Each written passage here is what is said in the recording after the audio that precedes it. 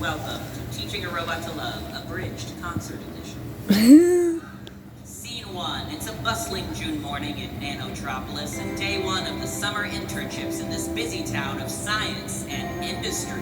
Meet Mary Coral, a programmer from just over the mountains, ready for her first day in the big city, as long as no clumsy lesbians drop their pets on her first.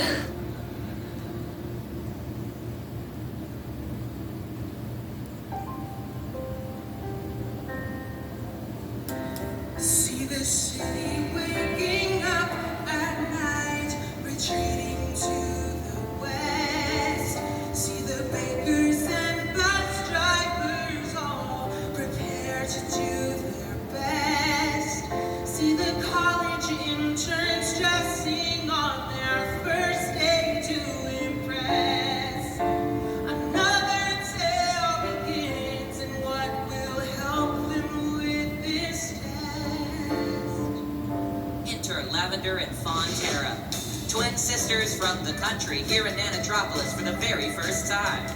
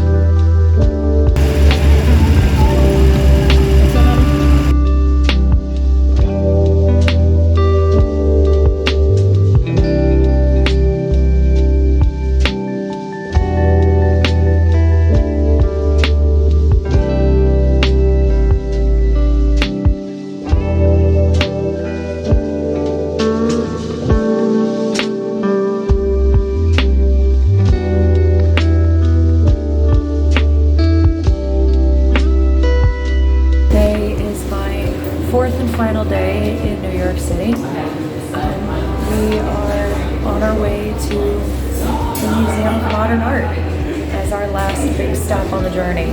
And then we go straight from there back to the airport because security is going to give me a hard time about paperwork. I was the idiot who waited until the very last minute to get my driver's license renewed. So that's going to make my life a little more difficult, but I should still be able to get on the plane, no problem. But yeah, this has been absolutely incredible. It has solidified my belief that I would never be able to live here, like on an everyday basis, but I'm so glad that, you know, even once in my life, I got to visit this place. This place is so goddamn cool. For not even a week I was here, and yet I got to do, you know, I got to do so many amazing things. And I cannot tell you how grateful I am for Kyle and Candy for letting me tag along and make this a really, really fun experience for myself and for them, I should hope.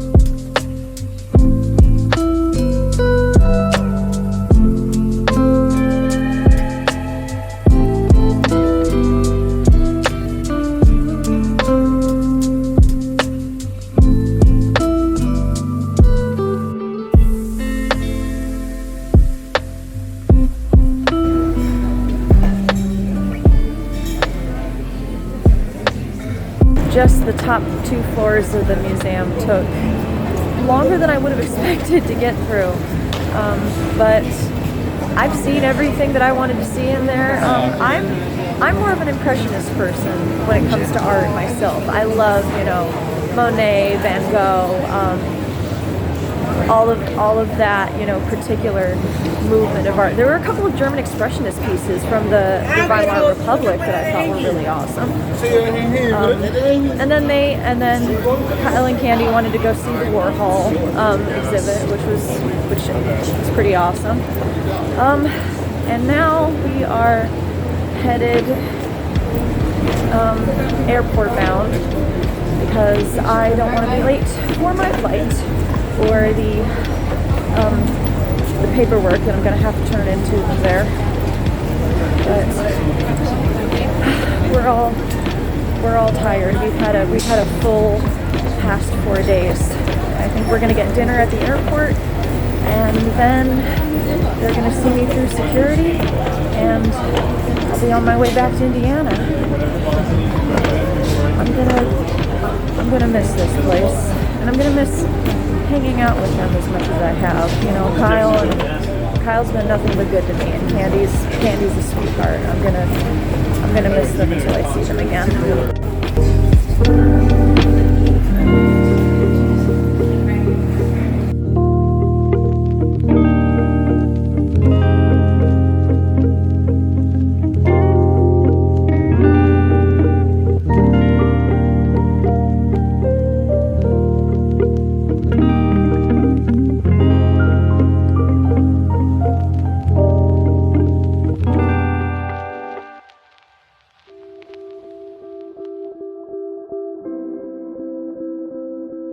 Did you miss me?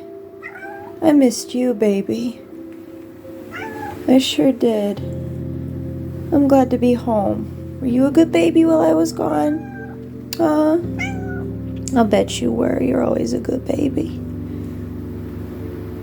Now that I've arrived safely home from New York, I thought I might show off some of my spoils of the trip. Different things that I got from the museums or the bookshops.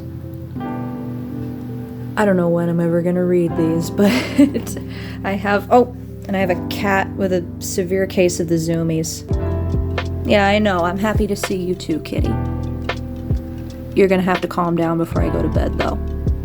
It's weird to think that I just have to go to work in the morning as if none of this ever happened. As if I didn't have this incredible weekend in, honestly, one of my dream destinations, and I just gotta go back to my normal life. I guess, you know, everyday work doesn't come to an end either because somebody wants to go on vacation. What a time it's been. What a time it's been. I cannot tell you how fortunate I feel to have had this experience with, you know, people that I consider to be great friends, you know, doing what we've all really dreamed of doing. I got to see a show on Broadway. I got to see a show I was in have an off-Broadway concert. I got to see all of these incredible places, you know, and hopefully, God willing, I don't know, maybe I'll be able to go back one day. Who knows? Who knows? But it doesn't feel real. It does not feel real, you know, compared to you know, middle of nowhere Indiana. New York City feels like a whole different planet. Just walking around the streets of Times Square, feeling the energy of it all, you know, sitting in the Luntfontein Theater, you know, waiting for, you know, the curtain to go up. It was indescribable. Absolutely. Even in Chicago, which is, you know, kind of the biggest city around where I am now, it doesn't even compare to that. I don't even know, like, God, it's gonna be difficult putting all of this experience into words for people. But, well, I do know that I have, you know, some shows to make reports on, which those are definitely going to come down the pipe as soon as I get my notes all together for them, and as long as I don't forget details. It's the dumbest thing. Like what I did when the Cats national tour came through Purdue, I actually brought my notebook with me so that, like, between songs I could jot down, you know, things that caught my eye, you know, little pieces of stage business that I really wanted to remember. And so when I did my write-up for that production on social media, I was able to consult my notebook and, like, okay, what happened during this scene? What happened during this scene? I wish I'd done that with Sweeney Todd. I wish I'd done that with Sweeney Todd. I wish I'd done that for the Turtle concert. I don't think I would have been able to do that with Drunk Shakespeare, just because of how small that space was and how immersive the whole theater was. I won't go into too much detail now, but, like, we maybe had, like, God, I don't even, like, maybe like 200, 300 feet in that entire space.